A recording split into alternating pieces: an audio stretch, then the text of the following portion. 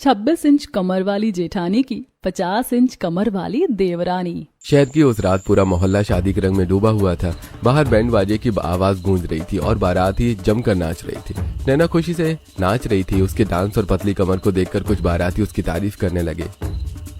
अरे वाह, क्या डांस कर रही है, सच में इसकी कमर तो देखो कैसे लहरा रही है। बारात मंडप तक पहुंचती है। मंडप फूलों और रोशनी से सजा हुआ था। दुल्हन पहले से मंडप में बैठी थी। आरव दूल्हे के कपड़ों में आगे बढ़ता है और दुल्हन को देखते ही उसके चेहरे का रंग उड़ जाता है। ये तुम? आरव कुछ पल चुप रहता है और घबराकर अपने माता पिता की तरफ देखता है। पिताजी, ये शादी। उसकी बात पूरी होने से पहले ही घर के बड़े उसे रोक देते हैं। मंडप में फुसफुसाहट शुरू हो जाती है। आखिर हुआ क्या है? दुल्हन को देखकर ऐसा रिएक्शन क्यों दिया? आरव की नजर फिर दुल्हन पर जाती है। उसकी आंखों में गुस्सा और बेचैनी साफ दिखाई देती है। मुझे ये शादी नहीं करनी है। मंडप में सन्नाटा छा जाता है। लेकिन सवाल था कि बचपन में तय हुई इस शादी को देखकर आरव इतना हैरान क्यों था। इसका जवाब जानने के लिए कहानी कई साल पीछे जाती है। कई साल पहले गांव के एक पुराने घर के आंगन में दोनों परिवार बैठे थे। वहां छोटे आरव और राधिका लकड़ी की छोटी गाड़ी से खेल रहे थे। आरव, तुम पीछे से धक्का ठीक से दो ना, गाड़ी बार बार रुक रही है। अरे मैं दे तो रहा हूँ, तुम ही बहुत जल्दी जल्दी चला रही हो। राधिका हंसते हुए फिर से गाड़ी आगे खींचने लगती है। पास बैठे आरव के पिता महेश और राधिका के पिता शंकर दोनों बच्चों को देखते हैं। देख रहे हो शंकर, दोनों बच्चे कितने घुल मिल गए हैं बचपन से ही एक दूसरे के साथ। हाँ भाई, हमारी दोस्ती तो सालों पुरानी है। बच्चे भी एक दूसरे को इतना जानते हैं। महेश कुछ पल के बाद सोचने के बाद मुस्कुराता है। तो क्यों ना हमारी दोस्ती को रिश्तेदारी में बदल दिया जाए। तुम कहना क्या चाहते हो? मैं चाहता हूँ कि आरव और राधिका का रिश्ता अभी से ही पक्का कर दें। आगे चलकर दोनों बड़े होंगे तो इन्हीं की शादी कर देंगे। पास बैठी महेश की पत्नी सावित्री भी उनकी बात सुन लेती है। मुझे तो ये रिश्ता बहुत अच्छा लग रहा है। राधिका को हम बचपन से जानते हैं, इसकी आदतें, इसका स्वभाव सब हमारे सामने है और हमें भी आरव के बारे में किसी से पूछने की जरूरत नहीं पड़ेगी। अपना ही बच्चा जैसा है। महेश हंसते हुए शंकर की तरफ हाथ बढ़ाता है। तो फिर आज से बच्चों का रिश्ता पक्का समझिए। पक्का समझो, आज से हमारा रिश्ता सिर्फ दोस्ती का नहीं, रिश्तेदारी का भी हुआ। तभी राधिका खेलते खेलते उनके पास आ जाती है। पापा, आप लोग क्या बात कर रहे हो? कुछ नहीं बेटी, बस तुम्हारे भविष्य की बात कर रहे हैं। मेरे भविष्य में क्या है? सब हंस पड़ते हैं। महेश आरव को आवाज देता है। अरे आरव, इधर आओ बेटा। क्या हुआ पिताजी? कुछ नहीं, तुम दोनों हमेशा ऐसे ही दोस्त बने रहना। यह तो मेरी दोस्त है ही। राधिका हंस पड़ती है। बच्चों को उस वक्त बड़ों की बातों का मतलब पूरी तरह समझ नहीं आया था। दोनों परिवारों ने एक ऐसा फैसला कर लिया था जो आने वाले कई सालों तक अपनी जगह बनाए रखने वाला था। साल बीतते गए। गांव का छोटा सा परिवार अब शहर में आ चुका था। आरव और राधिका बचपन से निकलकर अपनी अपनी जिंदगी में आगे बढ़ रहे थे। घर में भी काफी बदलाव आ चुके थे। इसी बीच महेश के बड़े बेटे अमन की शादी तय हुई। अमन की शादी तय होते ही घर में जैसे खुशियां लौट आई हैं। अब तैयारियों में कोई कमी नहीं रहनी चाहिए। पिताजी, आप मेहमानों की चिंता मत कीजिए, उनकी व्यवस्था मैं संभाल लूंगा। शादी की तैयारियों से पूरा घर भर गया था। आंगन में रिश्तेदार बैठे थे। कोई कपड़ों की लिस्ट बना रहा था, कोई मिठाइयों की व्यवस्था देख रहा था और कोई मेहमानों के ठहरने की तैयारी कर रहा था। अमन की शादी में अब बस कुछ ही दिन बचे हैं। आरव, तुम भी अपने भाई की मदद करो। हाँ माँ, मैं भैया के साथ हूँ। जो काम बचा होगा मैं संभाल लूंगा। आरव, तुम मेहमानों के ठहरने और आने जाने की व्यवस्था देख लो। हाँ ठीक है पिताजी, अब मैं आज ही सबकी लिस्ट बना लेता हूँ और खाने की भी व्यवस्था देखूंगा। उधर अमन की होने वाली पत्नी नैना की शादी की खरीदारी चल रही थी। नैना भी अपने कपड़ों और गहनों की खरीदारी खुद पसंद से कर रही थी। उसे कपड़ों की अच्छी समझ थी और वो हर चीज और रंग और डिजाइन देखकर चुनती थी। लहंगा ऐसा होना चाहिए जो शादी के लिए खूबसूरत भी लगे और पहनने में सलीकेदार भी हो। कई दुकानों में देखने के बाद नैना ने लाल रंग का एक खूबसूरत लहंगा पसंद किया। शादी का दिन आया। नैना उसी लाल रंग के खूबसूरत लहंगे में जब घर पहुंची तो उसके पहनावे और सलीके ने सबका ध्यान खींच लिया। उसके पसंद में एक अलग ही नजाकत थी और वो हर चीज को बहुत सोच समझ कर पहनती थी। नैना बेटी, तुम्हारा लहंगा बहुत सुंदर है। तुम पर तो और भी अच्छा लग रहा है। माँ जी, मुझे भी यही सबसे ज्यादा पसंद आया था। सोचा शादी के लिए कुछ खास होना चाहिए। नैना खूबसूरत थी, लेकिन उसकी पहचान सिर्फ उसके रूप से नहीं, उसके कपड़ों की अच्छी समझ और सलीकेदार अंदाज से थी। उसकी 26 इंच की पतली कमर उसकी फिटनेस की वजह से साफ नजर आती थी। रिश्तेदार भी उसकी तारीफ करने से खुद को रोक नहीं पाते थे। सविता, तुम्हारी बहू तो बहुत सुंदर है और इसका ड्रेसिंग सेंस भी कितना अच्छा है ना। सच में देखो तो इस लहंगे में इसकी 26 इंच की कमर कितनी सलीके से नजर आ रही है। तुमने बहुत सोच समझ कर बहू चुनी है। भगवान की कृपा है, हमें भी नैना बहुत पसंद आई। सबसे अच्छी बात तो ये है कि इसे रिश्तों की समझ भी बहुत अच्छी है। हाँ, नैना जैसी बहू घर में आए तो परिवार की रौनक अपने आप बढ़ जाती है। आप सबका आशीर्वाद रहेगा तो मैं भी इस परिवार को अपना परिवार समझकर हर जिम्मेदारी निभाऊंगी। कुछ दिनों बाद मुंह दिखाई की रस्म थी। घर में आए मेहमानों के लिए नैना सुबह से ही नाश्ते की तैयारी में लगी हुई थी। वो रसोई में पोहा और गरम गरम चाय तैयार कर रही थी। नाश्ता तैयार होने के बाद नैना मेहमानों के लिए नाश्ते की ट्रे लेकर आती है। माँ जी, नाश्ता लगा दूं? हाँ बेटा, पहले सबको दे दे, फिर थोड़ा बैठ भी जाना। नैना एक एक मेहमान को नाश्ता देने लगती है। उसी समय उसकी नंद पायल उसके पास आती है। भाभी, आपको वो नीली वाली साड़ी पहननी चाहिए जो कल आपने देखी थी, आप पर बहुत अच्छी लगेगी। तुम्हें इतनी पसंद आ गई? पसंद क्यों नहीं आएगी, आपकी ड्रेसिंग सेंस तो पूरे घर में सबसे अच्छी है। नैना मुस्कुराती है। इतने में रसोई से सविता की आवाज आती है। नैना बेटा, जरा ये मिठाई भी मेज पर रखवा देना। अभी लाई माँ जी। नैना तुरंत उठती है और मिठाई की प्लेट लेकर जाती है। कुछ देर बाद वो रसोई में बचे हुए बर्तन समेटने लगती है। सविता उसे लगातार काम करते देख लेती है। अरे बेटा, सुबह से लगी हुई हो, थोड़ा आराम भी कर लिया करो। माँ जी, अभी तो शादी का घर है, इतने सारे मेहमान हैं, मैं आराम कैसे कर सकती हूँ। लेकिन अपनी इस नाजुक कमर को भी थोड़ा आराम दे दिया करो, कितना काम करोगी। माँ जी, अगर मैं अपनी कमर और शरीर को बिल्कुल आराम ही देती रहूंगी तो फिर मेरी फिटनेस कहाँ रहेगी। मैं खुद को फिट रखने के लिए इतना एक्टिव रहती हूँ। मतलब आपकी 26 इंच की कमर का राज यही है। नैना हंस पड़ती है। राज कुछ नहीं है, बस काम करते रहो, अपने शरीर को एक्टिव रखो और अपनी दिनचर्या ठीक रखो। बस बेटा, ऐसे ही रहना। घर और परिवार दोनों को संभालने वाली बहू मिलना हमारे लिए सौभाग्य है। पूरे घर में नैना की खूबसूरती, 26 इंच की कमर और काम करने के तरीके की तारीफ होती थी। लेकिन इसी घर में सालों पहले एक रिश्ता तय हो चुका था, जिसकी दुल्हन के आने से कहानी में नया मोड़ आने वाला था। नैना को इस घर में आई काफी समय हो चुका था। अब वो पूरे परिवार का हिस्सा बन चुकी थी और सभी से उसका अच्छा तालमेल था। एक शाम वो रसोई में सबके लिए चाय बना रही थी, जबकि सावित्री सोफे पर बैठी थी। नैना बेटा, चाय लेकर इधर आओ, आज तुमसे एक जरूरी बात करनी है। नैना ट्रे लेकर बैठक में आती है। जी माँ जी, बताइए।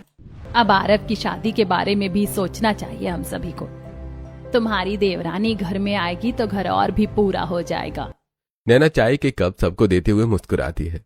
हाँ माँ जी, बिल्कुल। आप लोग बताइए, कैसी लड़की पसंद है आपको? मुझे तो भाभी जैसी ही चाहिए, समझदार हो, घर को संभाल सके और सबसे प्यार से बात करे। नैना हंसते हुए पायल की तरफ देखती है। अरे, मेरे जैसी कहाँ मिलेगी? हर लड़की अपने तरीके से अच्छी होती है। हमें लड़की ढूंढने की जरूरत नहीं है। नैना चौंक कर उनकी तरफ देखने लगती है। मतलब? सावित्री और महेश एक दूसरे की तरफ देखते हैं। आरव का रिश्ता तो हमने बहुत साल पहले ही तय कर दिया था।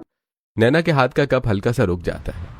क्या आरव की शादी बचपन में ही तय हो गई थी? हाँ बेटा, जब आरव बहुत छोटा था तभी उसके दोस्त शंकर की बेटी राधिका के साथ उसका रिश्ता तय हुआ था। नैना के चेहरे पर हैरानी के साथ खुशी आ जाती है। तो फिर आपने मुझे आज तक बताया क्यों नहीं? मैं तो अपनी देवरानी को लेकर सोचती रहती थी। बचपन का रिश्ता था, हमें पूरा भरोसा था कि समय आने पर दोनों की शादी कर देंगे। आरव भी उसी समय बैठक में आ जाता है। किसकी शादी की बात चल रही है? तुम्हारी शादी। और किसकी? मेरी? हाँ बेटा, तुम्हारा रिश्ता बचपन में ही तय हो चुका था। लड़की का नाम राधिका है। आरव माथे पर हाथ रखकर सोचने लगता है। राधिका? मुझे तो ठीक से याद भी नहीं है कि वो बचपन में कैसी दिखती थी। तो कम से कम मुझे तो दिखा दीजिए उसकी तस्वीर, मैं भी तो जानूं कि मेरी देवरानी कौन है। हाँ माँ, भाभी सही कह रही हैं, एक बार फोटो दिखा दीजिए। सावित्री तुरंत अपना फोन निकालती और पुरानी तस्वीरें देखने लगती है। अरे, बचपन की जो तस्वीरें थी वो तो इस फोन में नहीं है। मेरे फोन में भी नहीं है, पुराने कागजों के साथ कहीं रखी होगी। बेटा, इतने साल हो गए, हमारे पास उसकी कोई हाल की तस्वीर भी नहीं है। आरव थोड़ा असहज हो जाता है। लेकिन आपने उसे आखिरी बार कब देखा था? बचपन में, तब तो वो बहुत छोटी थी। उसके बाद परिस्थितियां ऐसी बनी कि दोनों परिवार का मिलना कम हो गया। और आप लोगों को पूरा भरोसा है कि शादी के बाद सब ठीक रहेगा? सावित्री प्यार से उसके कंधे पर हाथ रखती है। हमें उस परिवार पर भरोसा है और जिस बच्ची को हमने अपनी आंखों के सामने देखा है उसके बारे में हमें बुरा सोचने की कोई वजह नहीं है। नैना चुपचाप आरव की तरफ देखती है। आरव धीरे से उसके पास आता है। भाभी आप एक बार उसे देख लेती तो अच्छा होता। मुझे आप जैसी समझदार पत्नी चाहिए। कम से कम आप बता पाती कि वो मेरे लिए सही रहेगी भी या नहीं। मैं भी देखना चाहती हूँ आरव, लेकिन जब तस्वीर ही नहीं है तो मैं क्या करूँ। कुछ पल के लिए सब शांत हो जाते हैं। तभी महेश के फोन पर कॉल आता है। हाँ शंकर जी बताइए। भाई बच्चे अब बड़े हो गए हैं, अब देर किस बात की है, दोनों की शादी कर देते हैं। बिल्कुल, मैं भी यही सोच रहा था, तारीख तय कर लेते हैं। नैना और आरव एक दूसरे को देखते हैं। राधिका की कोई हाल की तस्वीर या खबर किसी के पास नहीं थी, फिर भी बचपन में तय हुआ रिश्ता अब शादी की तारीख तक पहुंच चुका था। इस बार रिश्ता टालना आसान नहीं था। शादी की बातें चलने लगी थी। एक दिन राधिका घर में बैठकर खाना खा रही थी और लगातार खाती जा रही थी। राधिका इतना मत खा बेटा, थोड़ा अपने शरीर पर भी ध्यान दे लिया कर। हाँ बेटा, शरीर पर ध्यान देना भी जरूरी है। माँ मैं क्या करूँ, मुझे थोड़ा भी तनाव होता है तो खाना ही मुझे संभाल पाता है, खाते हुए ही मेरा तनाव कम होता है। राधिका कुछ देर चुप रहती है, फिर अपने माता पिता से साफ बात करती है। आप लोग राघव के परिवार से मेरे बारे में कुछ छिपा तो नहीं रहे ना। मेरे 50 इंच की कमर है, मैं जैसी भी हूँ उन्हें सब सच बता दीजिएगा। मैं किसी झूठे रिश्ते में नहीं बनना चाहती। तो इतनी चिंता मत कर बेटा, वे लोग हमें बहुत अच्छे से जानते हैं। हमारा रिश्ता बहुत पुराना है, शादी के बाद सब ठीक हो जाएगा। राधिका के माता पिता उसकी बात को टाल देते हैं। उसके शरीर से जुड़ी सच्चाई राघव के परिवार को नहीं बताते। कुछ ही दिनों में शादी की तैयारियां शुरू हो जाती हैं। एक दिन नैना, पायल और सावित्री बाजार में शादी के कपड़े खरीदने जाती हैं। माँ राधिका के लिए अच्छा सा लहंगा ले लेते हैं। हाँ बेटा, बचपन में तो बहुत प्यारी दिखती थी, अब भी वैसी ही होगी। शादी की तैयारी पूरी हो गई थी। मेहमान आ गए थे। नैना सबका ध्यान रख रही थी, नाश्ता पानी दे रही थी, लेकिन आरव के मन में भी एक सवाल बना हुआ था। उसने अपनी होने वाली पत्नी को बचपन के बाद कभी नहीं देखा था। बारात निकलने से पहले नैना उसके कमरे में आती है। आरव सब तैयार हैं, बारात निकलने वाली है।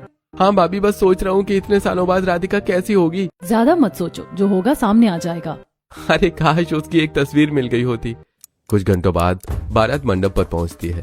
मंडप फूलों से सजा था। पंडित मंत्र की तैयारी कर रहे थे। राधिका और उसके परिवार और रिश्तेदार खड़े हैं। आरव की नजर दूर दुल्हन पर पड़ते ही वो कुछ सेकंड्स के लिए बिल्कुल स्थिर रह जाता है। वर्षों में राधिका का वजन काफी बढ़ चुका था और उसकी कमर अब 50 इंच तक पहुंच चुकी थी। आरव की आंखों में अविश्वास साफ दिखाई देता है। राधिका, माँ आपने मुझे बताया क्यों नहीं? आरव अभी यहाँ कोई बात मत उठाओ। लेकिन मुझे तो कुछ पता ही नहीं था। आसपास लोग फुसफुसाने लगते हैं। नैना राधिका के चेहरे पर डर और शर्मिंदगी देख लेती है। बेटा मुहूर्त निकला जा रहा है, दोनों को मंडप में बिठाइए। माँ मैं ये शादी नहीं कर पाऊंगा। बेटा ये रिश्ता बचपन में तय हुआ था, दोनों परिवारों ने इसे निभाने का वचन दिया था। अभी सबके सामने रिश्ता तोड़ना आसान नहीं होगा। आरव गुस्से में कुछ कहना चाहता है, लेकिन परिवार की स्थिति देखकर रुक जाता है। नैना उसके पास आती है। आरव फैसला सोच समझ कर करना, लेकिन इस वक्त राधिका को अकेला मत महसूस होने देना। आरव पहले नैना को और फिर राधिका को देखता है। राधिका की आंखें नीचे झुकी हुई थी। कुछ पल बाद आरव वापस मंडप में बैठ जाता है। ठीक है, रस्म पूरी कीजिए। शादी हो गई, लेकिन आरव के मन में सवाल अभी भी खत्म नहीं हुए थे। उसके लिए ये शादी एक ऐसे सच की शुरुआत थी जिसके बारे में उसे कुछ भी नहीं बताया गया था। वहीं राधिका उस घर में कदम रख रही थी जहां उनके शरीर से पहले शायद ही कोई और पहचान देने को तैयार था। शादी किसी तरह पूरी हो चुकी थी। अगले दिन राधिका पहली बार ससुराल की चौखट पर खड़ी होती है। उसके चेहरे पर घबराहट साफ दिखाई दे रही होती है। बहू आरती के बाद अंदर आ जाओ, आज से यही तुम्हारा घर है। आओ राधिका, घबराने की जरूरत नहीं है, धीरे धीरे सब अपना लगने लगेगा। भाभी कल आपको देखकर यकीन ही नहीं हुआ, आप वही बचपन वाली राधिका हो। पायल अभी घर में आई है, उसे परेशान मत कर। मैं तो बस कह रही थी, बचपन में राधिका भाभी कितनी पतली थी ना। राधिका चुपचाप कमरे में चली जाती है। उसे महसूस होता है कि घर में उसकी तुलना नैना से हो रही है। कुछ देर बाद नाश्ते के समय सावित्री उसे कम खाने की सलाह देती हैं। राधिका बेटा थोड़ा कम खाना, शादी के बाद घर का खाना खाओगी तो वजन बढ़ सकता है। जी माँ जी। माँ इनकी प्लेट देखकर तो लगता है बहुत भूख लगी है। पायल किसी के खाने का मजाक मत उड़ाओ। मैं तो बस नैना भाभी की 26 इंच की कमर और उनकी कमर देखकर हैरान हूँ। उधर मोहल्ले में भी राधिका के वजन की बातें शुरू हो जाती हैं। राधिका खिड़की से सब सुन लेती है और उसका चेहरा उतर जाता है। काश मैं लोगों की बातों को दिल पर लेना बंद कर पाती। रात को आरव कमरे में आता है, लेकिन उससे दूरी बनाए रखता है। आप मुझसे नाराज हैं? नाराज हूं या नहीं खुद नहीं समझ पा रहा। मुझे बस थोड़ा समय चाहिए। मैंने आपको धोखा नहीं दिया। मुझे पता है, लेकिन जिस तरह मुझे सच से दूर रखा गया उससे मैं बहुत परेशान हूँ। आरव बिस्तर के दूसरे किनारे सो जाता है और राधिका को आंखों में आंसू आ जाते हैं। राधिका की पहली रसोई थी। वो सुबह सबके लिए खाना बनाने में लगी थी, लेकिन आरव की बेरुखी उसे बार बार परेशान कर रही थी। तनाव में वो खाना बनाते बनाते खुद भी खाने लगी। नैना राधिका को परेशान देखकर उसके पास आती है। तुम इतनी परेशान क्यों हो, मुझे बताओ। मुझे तनाव होता है तो मैं ज्यादा खाना खाने लगती हूँ, इसी वजह से मेरा वजन भी बढ़ता गया। तुम्हें खुद को सजा देने की जरूरत नहीं है। अगर जिंदगी बदलनी है तो हम दोनों मिलकर शुरुआत कर सकते हैं। आप मेरी मदद करोगी भाभी? हाँ, धीरे धीरे सब ठीक होगा। मैं तुम्हें कोई जबरदस्ती की डाइट नहीं करवाऊंगी, बस कल से मेरे साथ रहना और जो मैं करूँ वही तुम भी करना। दिन बीतते गए। राधिका घर के काम सीखने लगती है, लेकिन तनाव होते ही खाने की उसकी आदत अभी नहीं बदली थी। एक दिन रसोई में वो चुपके से तली हुई चीजें खाने लगती हैं। राधिका, अकेले अकेले क्या खा रही हो? कुछ नहीं भाभी, बस थोड़ा सा।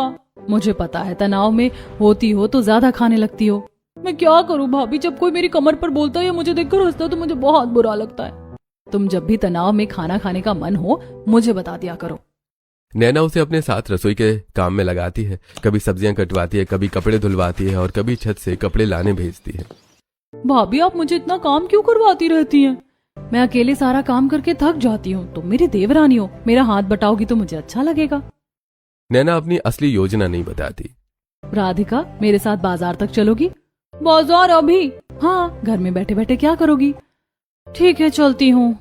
धीरे धीरे रोज थोड़ा ज्यादा चलना राधिका की आदत बन जाता है, लेकिन परिवार के बाकी लोग अब भी उसे ताने देने से बाज नहीं आते। एक दिन खाने की मेज पर पायल राधिका को लेकर टिप्पणी करती है।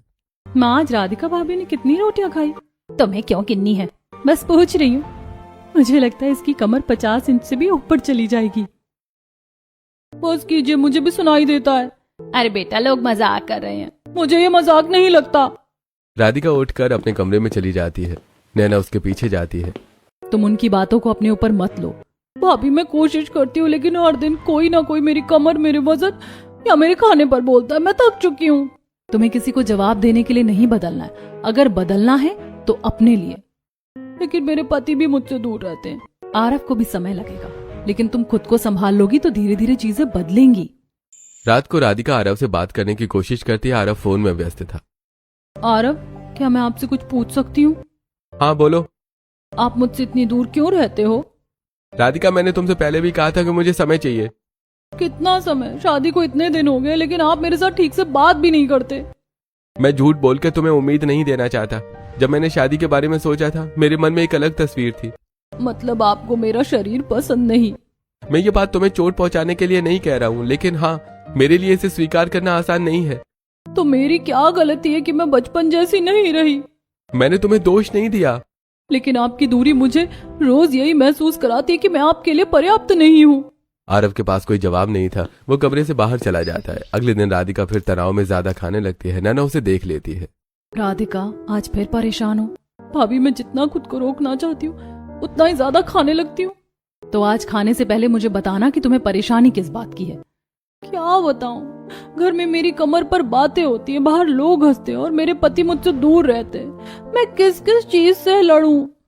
मेरे साथ लड़ो, अकेले मत लड़ो। राधिका नैना को गले लगा लेती है, लेकिन उसी शाम परिवार के कुछ रिश्तेदार घर आए होते हैं और बातों बातों में फिर राधिका के वजन की चर्चा शुरू हो जाती है। अरे शालिनी, तुम्हारी नई बहू को तो थोड़ा संभालो, इतनी उम्र में इतनी बड़ी कमर हो गई है इसकी।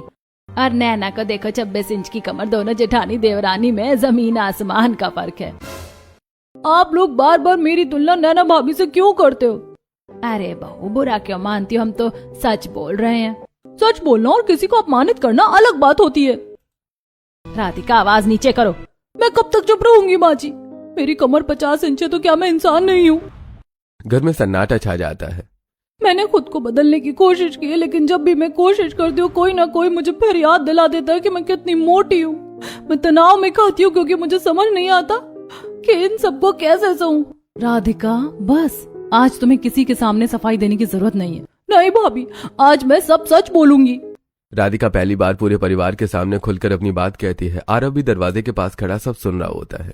आरव, मैंने सबको धोखा नहीं दिया। मैं खुद चाहती थी कि सबको शादी से पहले सब सच बताया जाए, लेकिन मेरे घर वालों ने बात टाल दी।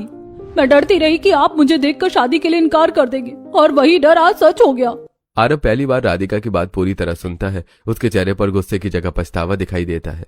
राधिका, मुझे आज पहली बार समझ आया कि तुमने इन दिनों क्या झेला है। राधिका की बात सुनकर कमरे में कुछ पलों के लिए सन्नाटा छा जाता है। पहली बार परिवार को समझ आता है कि जिस लड़की का वो रोज मजाक उड़ाते थे वो अंदर से कितनी परेशान थी।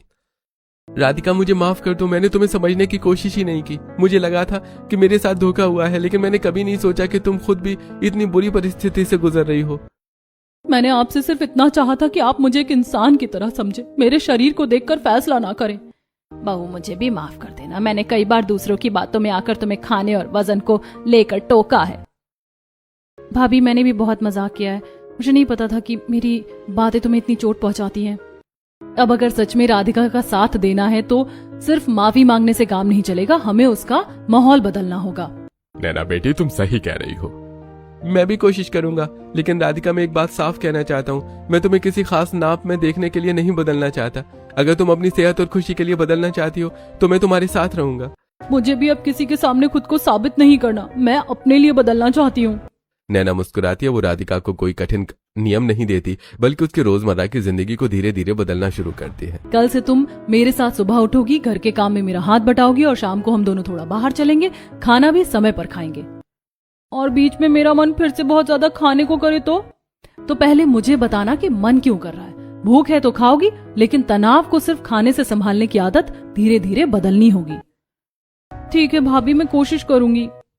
अगले 2-3 दिनों तक नैना घर के सारे कामों में लगी रहती है, जबकि राधिका आराम करती है। एक दिन नैना राधिका को सोफे पर लेटे देखती है। राधिका चलो मेरे साथ, ये कपड़े छत पर सुखा दो। भाभी मैं तो आराम कर रही थी, बस कपड़े डालने हैं, चलो। सीढ़ियां चढ़ते चढ़ते राधिका थक जाती है। कपड़े सुखाने के बाद नैना उसे सब्जी लेने भी अपने साथ ले जाती है। भाभी आज तो बहुत थक गई हूँ। ठीक है आज इतना ही, कल फिर थोड़ा थोड़ा काम करेंगे।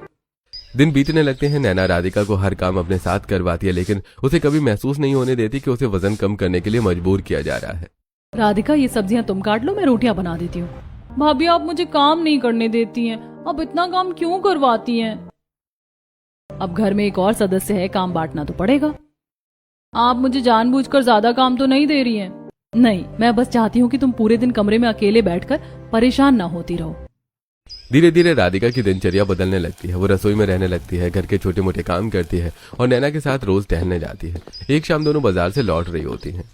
भाभी पहले मुझे थोड़ा दूर चलने पर ही थकान लगती थी, लेकिन अब इतना चलने पर भी मैं ठीक रहती हूँ, क्योंकि तुमने अपने शरीर को रोज थोड़ा सक्रिय करना शुरू किया है। लेकिन घर के बाहर कुछ लोग अभी भी पुराने तरीके से ही बात करते थे। अरे नैना की तो आज भी वही 26 इंच की कमर है, और राधिका का क्या हुआ? कमला चाची, किसी की कमर नापना बंद कीजिए। राधिका पहले से ज्यादा खुश है और स्वस्थ है, मेरे लिए इतना काफी है। और मैं तो बस मजाक कर रही थी। जिस मजाक से सामने वाले को दुख हो वो मजाक नहीं करना चाहिए। राधिका दूर खड़ी ये बात सुन रही होती है। पहली बार उसे लगता है कि इस घर में कोई सच में उसके लिए खड़ा है। उधर आरव भी धीरे धीरे राधिका के करीब आने लगता है। अरे राधिका, आज शाम तुम नैना भाभी के साथ बाहर गई थी? हाँ, हम रोज थोड़ा चलते हैं। तुमने अंदर काफी बदलाव किया है। आपको मेरे शरीर में बदलाव दिख रहा है? अरे नहीं, मुझे तुम्हारे व्यवहार में बदलाव दिख रहा है। तुम पहले हर बात पर टूट जाती थी, अब अपनी बात खुलकर कहती हो। शायद क्योंकि अब मुझे लगता है कि कोई मेरी बात सुनता भी है। आरव मुस्कुराता है। पहली बार दोनों के बीच की दूरी थोड़ी कम होती है। कुछ महीनों में काम करने, चलने और तनाव संभालने से राधिका में धीरे धीरे बदलाव आने लगता है। उसके चेहरे पर निखार और आत्मविश्वास दिखने लगता है। कुछ समय बाद घर में एक बड़ा पारिवारिक समारोह रखा जाता है। वही मोहल्ला, वही रिश्तेदार और वही लोग जो कभी राधिका का मजाक उड़ाते थे फिर घर में जमा होते हैं। नैना एक खूबसूरत साड़ी में तैयार होती है और उसकी 26 इंच की कमर को लेकर फिर तारीफ शुरू हो जाती है। भाभी आप तो आज भी कमाल लग रही हो। अरे नैना की 26 इंच की कमर तो उसकी पहचान बन गई है। तभी राधिका भी तैयार होकर नीचे आती है और कुछ पल के लिए उसकी सबकी नजर उस पर टिक जाती है। राधिका भाभी आप तो बिल्कुल बदल गई हो। सच में बहू, तुम्हारे चेहरे पर अलग ही चमक दिख रही है। हाँ, वही राधिका है। फर्क सिर्फ इतना है कि अब इसे दूसरों की बातों से फर्क नहीं पड़ता। राधिका पहले से काफी स्वस्थ और फिट हो चुकी थी। उसकी कमर जो कभी लगभग 50 इंच तक पहुंच चुकी थी अब करीब 30 इंच के आसपास आ गई थी। लेकिन इस बदलाव की सबसे बड़ी खुशी उसके चेहरे पर थी। राधिका, मुझे तुम पर गर्व है। मेरे बदलने पर? नहीं, इस बात पर कि तुमने मुश्किल वक्त में भी खुद को संभाला। और इसमें नैना भाभी का सबसे बड़ा हाथ है। मैंने सिर्फ तुम्हारा हाथ पकड़ा था, चलना तुमने खुद सीखा। तभी परिवार का एक रिश्तेदार फिर पुरानी बात छेड़ देता है। अरे भाई, आप तो दोनों देवरानी जेठानी लगभग एक जैसी लग रही हैं। अरे अब तो दोनों देवरानी जेठानी लगभग एक जैसी लग रही है। नहीं, दोनों को एक जैसा दिखाना जरूरी नहीं है। सच कह रही है भाभी, पहले मैं आपकी 26 इंच की कमर से अपनी 50 इंच की कमर की तुलना करके दुखी होती थी। अब मुझे समझ आ गया कि किसी और जैसा दिखना मेरी जरूरत नहीं थी। कमरे में मौजूद सभी लोग चुप हो जाते हैं। तभी आरव राधिका के पास आता है। उसे अपनी पुरानी बातें याद आ रही होती हैं। राधिका, मैंने तुम्हें बिना समझे बहुत कुछ कहा था, मुझे माफ कर दो। बस अब मुझे मेरे शरीर से मत आंकिएगा। अब कभी नहीं, मैंने अपनी गलती समझ ली है। कुछ समय बाद राधिका पूरी तरह अपनी नई दिनचर्या में ढल चुकी होती है। घर में अब उसके वजन को लेकर कोई ताना नहीं मारता। एक दिन वही कमला चाची घर आती हैं। हम तुम्हारी 50 इंच की कमर देखकर मजाक उड़ाते थे, लेकिन कभी नहीं सोचा कि हमारे शब्द तुम्हें अंदर से कितना तोड़ रहे होंगे। अब पुरानी बातें जाने दीजिए चाची, मैंने भी उससे बहुत कुछ सीखा है। और नैना, तुमने जो अपनी देवरानी के लिए किया है वो हर जेठानी नहीं कर पाती। मैंने कुछ खास नहीं किया, मैं बस नहीं चाहती थी कि किसी की 26 इंच की कमर की तारीफ करने के लिए दूसरी औरत की 50 इंच की कमर का मजाक बनाया जाए। सच कहूं तो नैना, तुमने इस घर को बहुत बड़ी सीख दी है। राधिका नैना का हाथ पकड़ लेती है। भाभी, आपने मुझे बदलने से ज्यादा खुद पर भरोसा करना सिखाया। तुम मेरी देवरानी नहीं, छोटी बहन हो। अगर उस दिन आप मेरे लिए खड़ी नहीं होती तो शायद आज भी मैं खुद को दूसरों की नजर से ही देख रही होती। दोनों देवरानी जेठानी एक दूसरे को गले लगा लेती हैं। आरव भी मुस्कुरा रहा होता है। लोग कहते हैं कि 26 इंच की कमर वाली जेठानी और 50 इंच की कमर वाली देवरानी की जोड़ी कैसी होगी, लेकिन आज मुझे लगता है कि इस घर की सबसे मजबूत जोड़ी यही है। राधिका समझ चुकी थी कि उसकी पहचान किसी कमर के नाप से नहीं है। उसने अपनी पुरानी आदतों, तनाव, दूसरों की बातों से टूटने पर जीत हासिल कर ली थी। जिस घर में कभी एक की तारीफ और दूसरे का मजाक उड़ता था, वहीं अब दोनों के सम्मान की बात होती थी। नैना और राधिका की जोड़ी तानों नहीं, प्यार और साथ की पहचान बन गई थी।